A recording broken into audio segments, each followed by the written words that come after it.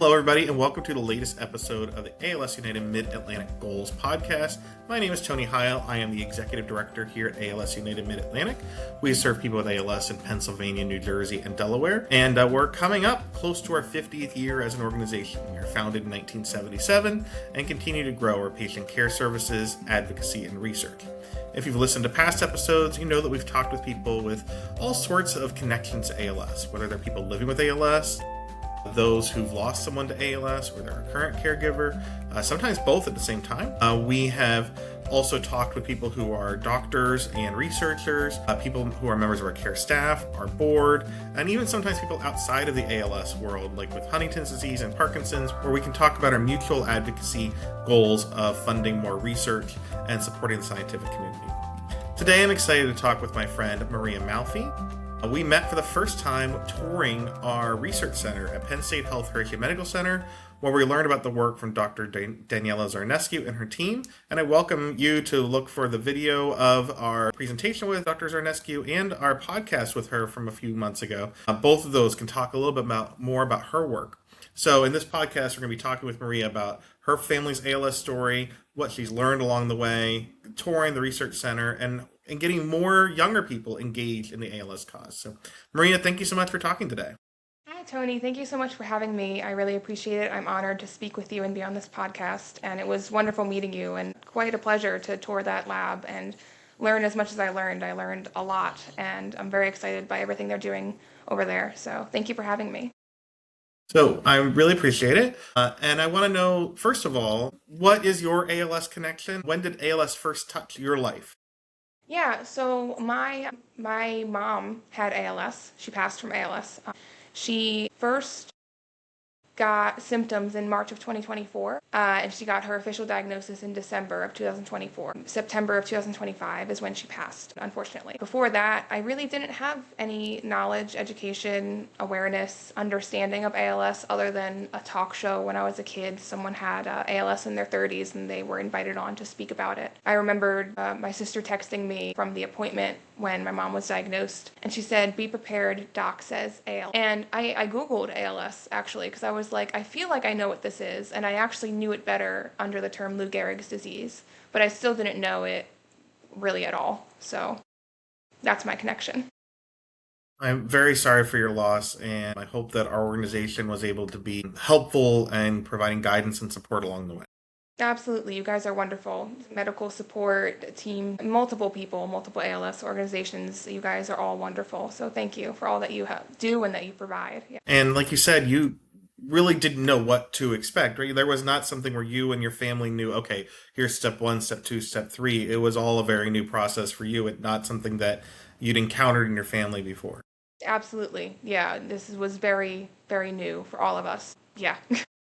And a lot of us still talk about the impact of the Ice Bucket Challenge that happened in 2014, but 2014 was now 12 years ago. And so there are a lot of people who are adults now who were rather young at the time, and it was a thing they did once. So while we've done a lot of work since then, I imagine that a lot of people from your generation, your friends and family, just didn't have that same connection to the disease as maybe others may have that you've encountered since then.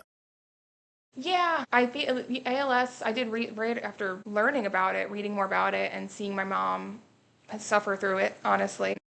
I did a lot of research about it, and it is rare in numbers about how many people get diagnosed with it. But it's interesting how little we know about it, and yet how after I got into the community, all of these people that I randomly met suddenly had a connection to it. So it was very interesting how little we all know, but then when you're in the community, just so many people kind of came out of the woodwork who had some sort of connection. That's always kind of baffled me a little bit, honestly. I totally understand from my own ALS experience and then from being here. And everyone has their own experience with this disease. So did you learn about how it's not the same for everyone? So it makes it kind of hard for you to have an expectation of what happens next. Yeah, absolutely. This disease manifests so differently in so many different ways. And you think about how many people are in the world and how different we all are in genetic makeup, DNA, all down to the very atom-sized thing. Even paternal twins, all the like twins, identical twins. There's so many studies on them, and still there's so many differences, despite looking the same or having traits that are the same or nearly identical. It's crazy to think how different we all are, and how this one disease can really affect people in so many different millions of ways. I feel like I learned a lot from my own reading and from talking with my sisters and talking with the care team. I saw my mom's specific manifestation of ALS, and at the ALS Gala of Hope, actually, I met a lot of people. I saw a lot of different people dealing with ALS who were connected with ALS in some way. It is very unique to the individual, so it's kind of daunting, but at the same time, I like a challenge, so I wanted to really dive headfirst into my mom's case specifically after she passed to figure out where her unique manifestation came from. And that's kind of where I'm hoping to continue going. Yep. Now, we have many different events that include people living with ALS, caregivers, the ALS community. We just had our family event at Longwood Gardens. You were just on our community advisory committee call. How do you see the importance of having these meetings or events where you can connect with others who've been impacted by? I think education, knowledge, perception, understanding, experience, all these things, we all experience things very uniquely to how we're made up and how we were raised, and nature versus nurture, all of these wonderful things, right? And I think that's the importance of communication and community and sharing and storytelling and experiencing. I think open honesty, raw authenticity, coming into these meetings and advocating for such an important cause and any important cause. I think education and knowledge is power, and sharing and bringing together people, there's power in numbers as well. So, yeah, I think it's really important that we all have an open mind, we all actively listen, and we all continue to encourage each other to bring awareness and do our best work. Donate if it's not something that you're really interested in deep diving into. There's always a way for people to come together and support. That's what I would encourage. I think that's how we actually find things sooner, quicker, faster. The more we know, the more we can discover, the more we can uncover, the more we can resolve and find. So, And you were just on our community advisory call, and we started this new thing this year where listening to people from different parts of our ALS United Mid-Atlantic territory, so Pennsylvania, New Jersey, and Delaware, trying to listen to different voices and get feedback. And I appreciated that you kept wanting to chime in. But one thing that we all seem to do as human beings, especially in this current social environment, is a lot of us want to apologize. We're like, "Oh, I'm sorry to speak up." But I think it's important to have people like you who are willing to break the ice, because a lot of people, especially when it comes to something sensitive like this, they may need someone like you, or just someone who's willing to speak first, so that they'll feel comfortable talking. And do you think that that's happened with you, where like, okay, I'll break the ice and then everyone else can talk, because it Well, I helps? feel like I am always the icebreaker, and it's something that I'm a little self-conscious of, but I'm learning how to be confident in, because I love seeing Laura, because we toured Daniela's lab together, and I was in our group, I was always the first one with a question, and I actually remember standing in our second section, and I was like, I asked a lot of questions, let me make room for other people, and it was quiet, and I waited, and I saw there was a person who had ALS, and I think it was their wife with them as well. I saw her look my way, and I was like, I don't want to step on toes. They were like, no, please, you have great questions. So yeah, I think it's important for anyone who's maybe a little bit more extroverted or willing to break that ice to do that. And I definitely got to work on the apologizing. I can take over. I can, and I try not to. So, but I'm excited. It's all out of excitement and passion and just drive to, really move on this path with ALS research and awareness. It's driven all from passion. And yeah. Now, did you have much knowledge or experience in medical or scientific research before thinking about ALS? A bachelor's in psychology. So I have an associate's in human services and a bachelor's in psychology. And during my psychology years, I went to Rowan University College of Science and Mathematics online. And during that, there was so many options, and I took a lot of the behavioral and neuroscience perception classes, honestly. That's always where my just interest, it's like, I feel like it's embedded in my DNA. I've always been interested in that. And it stems from personal experience as well, from a couple of neurological nervous system things that I've dealt with in my life, you know. So, but when I was taking specifically research methods in psychology, that class, and it was, you had to build your own experiment and you had to simulate an experiment and then build a research paper from the simulated experiment that you built. And it was that class that really got me interested in writing a paper and one day getting it published. And then it was later that year that my mom got diagnosed with ALS. And then months after that, I got a email from I Am ALS organization, and they had a statistic in there regarding veterans and PTSD and how that population is 2 times more likely to get diagnosed with ALS. And my original paper topic was going to be around stress and maybe something to do with PTSD. That's just an area of interest of mine. And so from there, it kind of evolved into this all-encompassing ALS, stress, PTSD kind of topic. So that's where all that started. Hmm. Yeah. Well, but that's great because like we know about the veterans connection with ALS, like you said. My grandfather was a veteran who had ALS, and we know that the science started to show this after the first Gulf War with a big spike, and then we expanded that out to look at every time people had served, whether they'd served overseas or domestically. And we see a trend where people who are served in the military are at a higher risk of ALS. And we don't really know why. So some people speculate about one thing or another, whether they're exposed to things, whether it's PTSD, whether it's this. But it feels like those issues about trauma and stress don't get talked about enough. And that's something that's what you started to see and think of because of your own work, right? Absolutely, yeah. And I found, I have my own, my goal is to really deep dive into my mom's case specifically.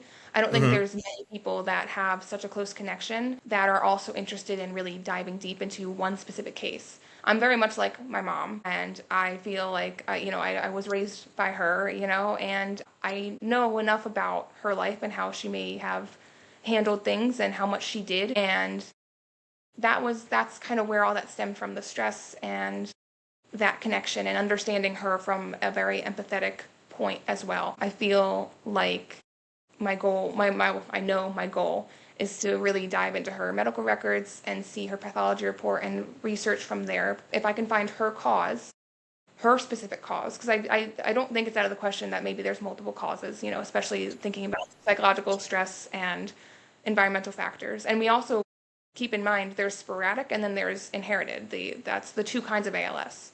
And when I'm talking about the PTSD war vet statistic, I want to keep in mind too, maybe there's war vets that already had the gene that can create ALS, but more so, I think sporadic is caused from a psychological or environmental factor. And where I want to focus is the psychological stress factor. So there's so many different areas that you can study, and I don't know if we have ever had someone just really dive really into one specific case. So that is my hope, that I can figure out her cause, or just multiple theories for her cause. And if I can, collaborate with any medical team or researchers in the community who can help me find that, the hope is then we can find what could have been her cure as well. And from there, I'm hoping for a ripple effect. I think ALS manifests in so many unique different ways because we are all so unique in our genetic makeup, and it starts in people very differently. It all depends, So I'm hoping if I can really find even just a few causal theories, it can make a big difference for ALS causes and cures in the future. I appreciate that. And learning about stress and how it impacted someone's health is really hard to measure. We know that smoking is bad for everybody, and it's something you can kind of measure, and you can even use in different animal models, probably, like being exposed to different toxins, whether it's smoke or other environmental things. But it's not like you can test psychological or emotional stress on animals in the same way as people. Some ways you can, but from what you've seen, are there ways that you can kind of understand the impact that different kinds of stress have on a human being? Yeah, I think that's why I really do feel pretty honored to be so similar to my mom in stress reactivity or emotional feelings, honestly. I think that's giving me a more in-depth understanding of maybe how hers came to be based on my theory, because we don't actually know how hers came to be. We only know it's sporadic. But that's where I feel especially honored to be so similar to her, and that's why I'm so passionate about deep diving into this. Based on my understanding of people, and I'm naturally very much an analytical person. I, without trying, tend to psychoanalyze people, and people can tell me one thing, and I can understand the very different ways maybe they could feel this way or that way. I'm dialectical, I'm empathetic, and that has been a real strength of mine for understanding people's perception. And I think perception is a big key factor here because if you think about someone getting an offender bender, well, if they're terrified of that or that's just, if it's really stressful, they could react with a really high spike in stress. And then someone else in the same exact kind of fender bender, not worse, not better, I mean, they could be totally fine. I think perception's a really big part of all of this because one person's stress is another person's who cares. So it's again like ALS, it's very unique to the individual, and it all is based around nature versus nurture, which is the study of DNA versus how we're raised, the environment we're raised in. There's so many things, so many factors, and it's very exciting for me. I like to deep dive into things. So It feels like there's a taboo about talking about stress. I was yes, talking to someone about, like, because Dr. Zarnescu mentioned that stress is one of the things they would look at with the research they're doing at Hershey Medical Center. This is not just your idea. This is something that they're looking absolutely, at the lab, and sometimes it's hard to absolutely. study. But when I mention this to anyone about ALS and other things in general, it almost feels like people see it as either a weakness or a cop out. Why do you think that there is a taboo around this talking about the impact that stress can have on someone? I'm really grateful to be in current time because we've come a Mm, long way with that, I think. yeah. I was born in 1997, so I grew up in an era where, we weren't talking about it and suddenly we kind of became more aware about it. And so I feel like I've evolved on the tail end of not talking about it to we're going to start talking about it. I understand fully for me why it's taboo. Like I understand logically, but for me, it's not something that bothers me. I think it's important to talk about anything that stresses people out. I think it's important to make your emotions known and to honor them. I think it's also important to take a step back and understand if you're reacting versus if it's actually something you should talk to someone about. I think society has really gotten it wrong. No offense to society, It's okay. but You can offend society. That's fine with me. like I just, I, thinking about my mom specifically growing up in the 60s, 70s, 80s, at that point, it wasn't something mental health was not talked about. And throughout her being a parent and having children, it started to be something you talk about. I don't understand why it was ever such a taboo topic other than just really archaic values and things, ways of going about living. I'm grateful that we can talk about it. I'm frustrated that some people still are very against talking about it because I think there's a lot of research that shows it is important to honor your emotions, to talk about your emotions, to talk about experiences, to share. As humans, we, from the dawn of time, have been people who rely on human connection. Like, we thrive when we are with other people who share the same values, who make us feel good. But within Mhm. that, we need to be able to talk to people when we're stressed or upset or dealing with a lot. We are not a species that can handle life on our own. We're not an Mhm. isolated species. So that's where I think my brain gets really confused as to how did it become, or was it just, I don't even know. I don't even know how to answer that. I'm really glad that there's so much more people talking openly on social media and in person about the importance of leaning on people and finding your values and staying true to your values and talking and going to therapy and doing the emotional work. I think that's a key part to our physical health. There's the brain body connection. It's not brain and then body, it's all intertwined. And the brain brings up emotions and that affects our physical body. So I'm really glad we're in an area that we're talking about it. And I think it's important we continue talking about it. Yeah, I really appreciate again what you're saying because I grew up in the 80s and 90s, and the conversation's a lot different now than it was then. Mhm. And we talked about veterans. I really recommend this channel about World War One, the Great War channel. You don't have to watch the whole thing; it's a long YouTube channel.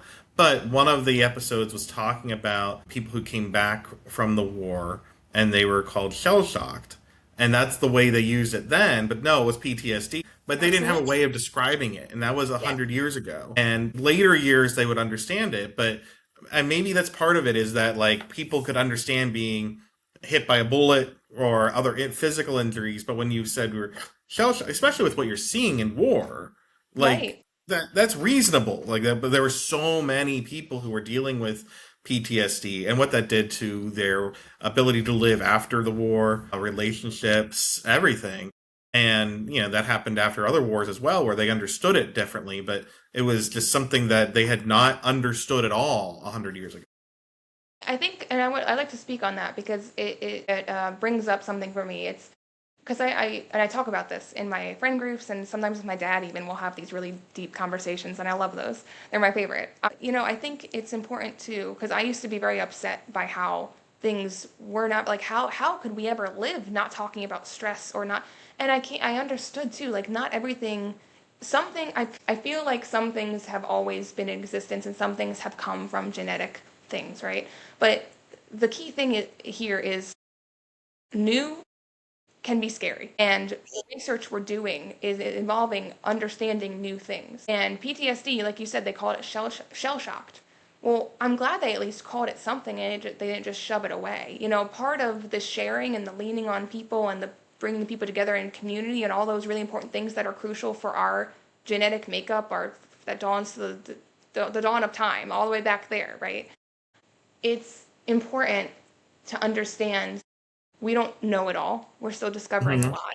And I'm really happy and honored and proud of the scientists and doctors and medical teams and people who have come forth in the past when it was so crazy to talk about and did speak up about it. Because without those people, without those, rebellious people, as we would call them, speaking up about their mental health, like we wouldn't be where we are today. And we're only here because people spoke up.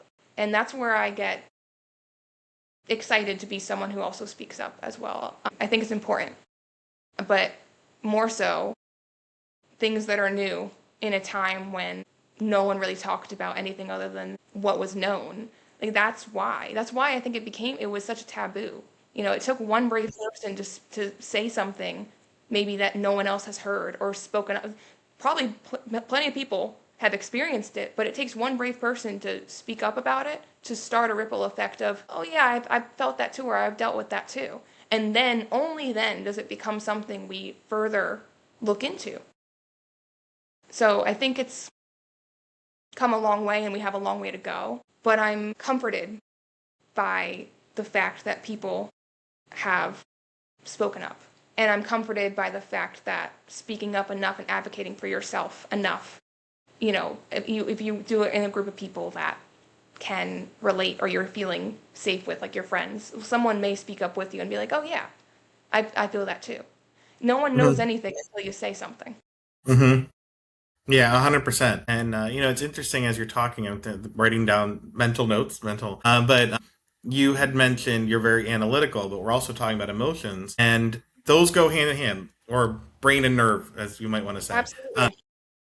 And people often downplay the impact of emotions, or even that some people are emotional and other. We're all emotional. Like the World Cup is happening as we're recording now, and so many people on the commentary are like, "You need that emotional boost to play better," or "Look at these," and they're all men playing, right? Men's World Cup, the Right. Women's World Cup are the one where the they're talking about these players and their coaches and the emotions they're using and how that impacts their play, which is their physical body. So we all know intuitively that emotions impact your physical being in sports and in other things, but sometimes we're just afraid to admit it that it's part of our logical human being. It is really hard. We have a logic side and we have an emotional side, and they both play a role in how we operate every day. And I think that's where I get a little frustrated. I'm someone who's very willing to understand my emotions and work on them. And to me, that's just part of daily life. That's part of how I can be my best self. And no, if people are a little bit simpler or don't need to think that deep about things, that's great. Like I kind of wish I could do that sometimes too, right? It takes me a little bit. It takes a little effort from my end to simplify things. My dad loves calling me. I make things overly complicated, and I do. And that's why I need to lean on my people sometimes. Like, what's a different way to think about this? I know there is. I just can't get there. But to your point though, I think with emotions, there are some people who understand everyone understands they exist. I'll say that. But some people don't want to do the deep dive when it comes to a vulnerable emotion that's uncomfortable. Not all emotions are comfortable, but all emotions have a purpose. So if you only acknowledge the ones that you're comfortable in my opinion, I don't feel there's much growth that can come from that. Maybe there is, but in my experience, it took a lot of deep diving, and it's going to continue as I'm ever evolving as a human, right? We're all ever evolving until the day we aren't here anymore. We continue to evolve as a species, as individuals. I think it takes a healthy amount of willingness and acceptance of that emotions are a part of the human experience, and sometimes uncomfortable emotions come up. That doesn't make them good or bad. That's something that I think society also has labeled. There's not a good emotion, there's not a bad emotion. There's uncomfortable emotions, and there's comfortable emotions, but all emotions serve a purpose. And so with sports, there's soccer players going in with like good vibes or comfortable vibes or confident vibes, all those like positive words, you're going to play better. If you feel good, you're going to play good. All that, right? And that's terrible grammar. But you know what I mean? Like, if you feel good, you're going to do well in whatever you want to do. But if you don't feel confident, happy, secure, which are all connected to, for the most part, emotions, you may not play your best. So I think it's just tough for people to be willingly vulnerable because it's uncomfortable. Yeah, 100%. Because I know from having kids in soccer and just in sports in general, we'll see sometimes they play in the morning, they're not playing as well, or they're tired, or they just they lost one game, so now they don't feel as great, and that's just how they play. It's pretty normal. So like the momentum carries with it, and I try to be cognizant of it here, so I try to be better. I think there's all these conversations about masculinity and forever. Yeah. That's always ongoing. But so many people seem to see being manly or masculine as being tough.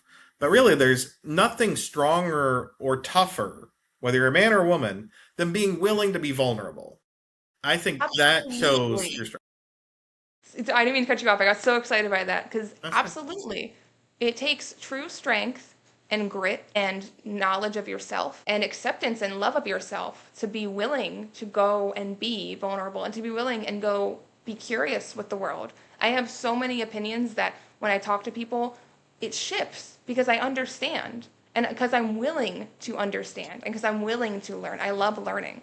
I think it's something that anyone can do. It's a choice. You either choose to be willing to listen, choose to be willing to be open, or you're just not. And no shade to either at all. I just am more naturally a very open. I love to learn. I want to hear the experiences. I want to hear the other side to my opinion because I have some opinions that I don't feel good about. And there's some hurt there, or some anger there, right, with some things, and I'm aware that, and everyone has different experiences that maybe have given them a bias, but the willingness to listen and hear other experiences is where true growth can happen. And it's uncomfortable, and that's why people don't want to do it. And to your point about masculinity and femininity, all the things, females, males, I think it's a strength females inherit a little bit more naturally than males.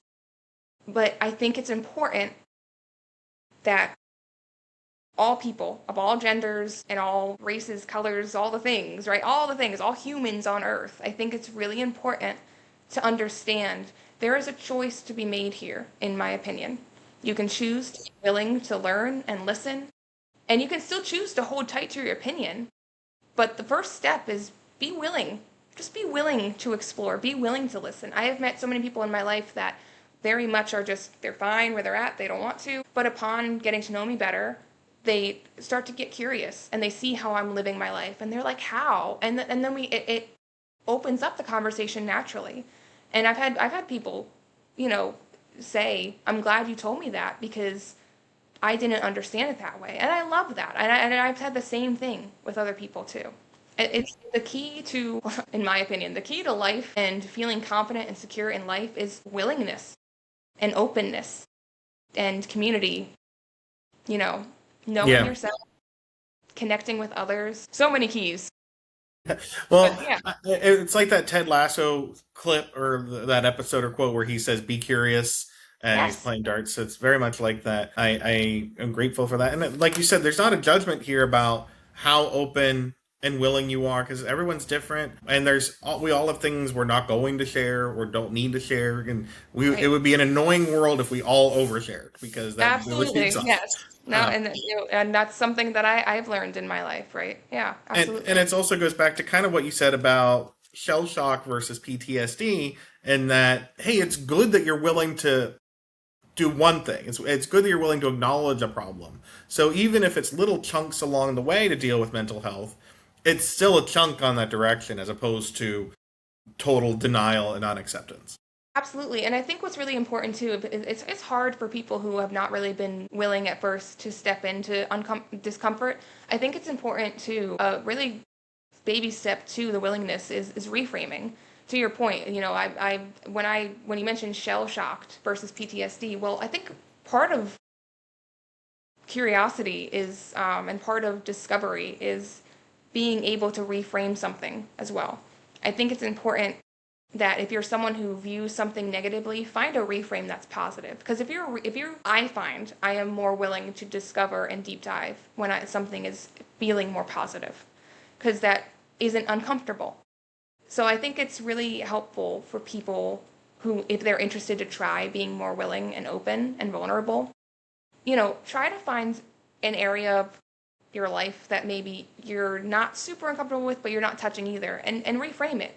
So I'm grateful that they mentioned shell shocking, right? All that term, even though that term annoys me a little bit, at least they mentioned it. I reframed it. I looked at it differently. I said, well, shell shock is not the right term, but they also didn't know back then. But at least they called it something that which then created a ripple effect to look further into it. I hope I'm making that connection make Yeah, sense. 100%. Yeah, it all connects together. That's true. Right, yeah. And there's a way to go about it. There's always Yeah. a way to go about it. So I 100% agree, and it all ends up, you take the chunks along the way, and you learn from what you learned before. You learn from one thing to the next, and be willing and open. Now, before we finish up here, because this is a really good conversation, I hope other people listen to it and feel open to communicating. If you're interested in talking more about these issues, you can email me, Tony at alsmidatlantic.org. If you want to talk on the podcast about this and talk on video, we're happy to do that. If you want to recommend someone else, please, again, Tony at alsmidatlantic.org, or go to our website, www.alsmidatlantic.org. But you have started to become involved with us with the different committees, visiting the lab. Why and how would you encourage others to join the ALS cause? What would your words of encouragement be to other people? I would say I would encourage anyone and everyone to do something about it and get involved in some way. And I think it's important you take a step back first and align yourself with what are your strengths, what are your weaknesses, where do you have capacity to give, and where do you not have much to give. I think it's really awesome that as humans we typically always want to help somewhere. Part of giving to community is part of value building and part of feeling a sense of purpose in your life. And so I would encourage anyone watching who maybe doesn't know or isn't as involved or isn't involved, think about your strengths, think about the time you're able to give, and go from there. If you're someone who really likes researching, try to see if you can get to an open house, or try to see if you can go read more on ALS and the medical side of it. If you're someone who is good with finances and money and math, we have plenty of people who are helping in initiatives with financial help and financial education. And if you're someone who wants to step up and advocate for more funding or more patient rights, we have scripts, like you said, Tony, scripts to send to certain members of political, I don't know the right term, but there's plenty of things you can do to advocate, and it just takes an email. Or if you want to get more involved, there's people that are actually writing initiatives, and there's so much you can do. There's 5Ks, there's walks, there's fundraisers, there's just donations. Even if you're someone who's really booked and you just can't, and that's totally cool, just you can donate to a certain team. You can look on our website, you can see where you can donate. Just get involved in the way that is comfortable for you based on who you are. Because I think that's what the whole point of this podcast right now is. At this point, know who you are, figure out your strengths. There's power in numbers, there's power in knowledge and education. And based on who you are, please get involved. I think that would be great.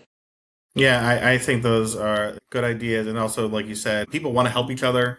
as we discussed on the community advisory call today, we we're talking about finances and other questions. You'll find that even if our staff doesn't have a program for you at ALS United Mid-Atlantic that's like meeting a specific need, one, most of our social workers most of their work is beyond whatever's in their job description. So don't be afraid to ask. But two, worst case scenario, we can say, hey, talk to Mark, talk to Jeff, talk to Maria, talk to this person, because we can build connections. And again, the connections are between your physical health, your emotions, your mental health. It all goes together. Everything's interconnected. And that's kind of what this podcast is about in general. That's what our work is about in general, because all those interconnectivity together helps us find solutions to this disease.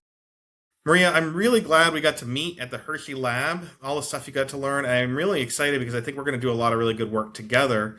Before we finish here, are there any last words of promise or hope or encouragement you'd like to share with our ALS community? I shared well, and I hope I shared clearly in my goal, and I hope that with your connection, I can get further into the community and do more. I hope that people hear this podcast and get encouraged and motivated to get involved in any way that they can, because life is crazy and life is lifing. And that's why I said, take a step back. Don't just go be reactive and like, I want to get involved. We don't want you getting to burnout now. We don't want you, you have your own responsibilities. But I think it's important to explore where people maybe have the ability to give a little bit more to this incredible organization and to help us all find a cure. And just thank you so much for having me. It was such a pleasure. I had so much fun meeting you at the lab. I had so much fun talking with you here on this podcast. I've met so many great people through you, and I feel an immense amount of hope for anyone in the ALS community and for where we're going. I'm incredibly hopeful and grateful and honored to be in such a wonderful, tight-knit community. So thank you. Well, I feel that energy coming from you and from all the others we've been able to talk to here. Again, subscribe to our channels to see on here all of our episodes, whether it's on Spotify or YouTube or iTunes. And please email me with your questions, tony@alsmidatlantic.org. If you want to get involved in our ALS United Walk, we have many of those, 7 throughout the calendar year, our annual celebration in November, other events or other ways you can be involved, or you can volunteer, be an advocate, donate. We appreciate your support. We're here for all those impacted by ALS in our area, whether you're a patient living with this disease, you're a caregiver, family member with questions. We're here for you. Learn more at alsmidatlantic.org. Thank you so much, Maria. I know we're going to learn a lot and work a lot together from now on for a while. I look forward to it, Tony. Thank you so much.